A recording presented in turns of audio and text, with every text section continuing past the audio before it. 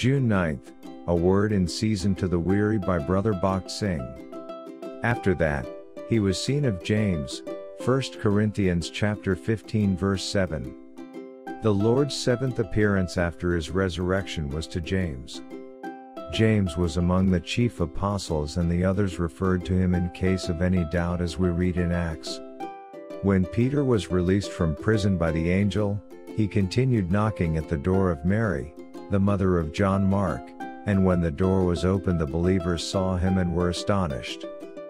But he, beckoning unto them with the hand to hold their peace, declared unto them how the Lord had brought him out of the prison. And he said, Go show these things unto James, and to the brethren. And he departed. Acts chapter 12 verse 17.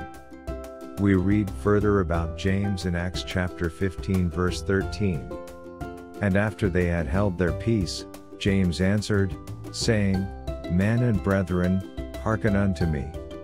From these two references in God's Word it becomes clear that any matter which needed advice and final judgment was referred to James. For this reason the Lord appeared to him in order to prepare him for this future great spiritual responsibility.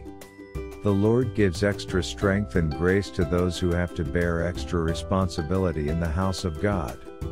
But many believers just go to meetings to receive something, and they are much more concerned about the message and singing rather than finding out what part they can take in the building of the house of God. The more willing we are to help others in serving them and accepting heavy burdens for His glory and the spreading of the gospel and in the building of His church, the more fully can we enjoy this aspect of the power of the resurrection. That is the reason why Paul says, I count all things but loss, that I may know Him, and the power of His resurrection. Philippians chapter 3 verses 8 and 10. And also, I can do all things through Christ which strengtheneth me. Philippians chapter 4 verse 13.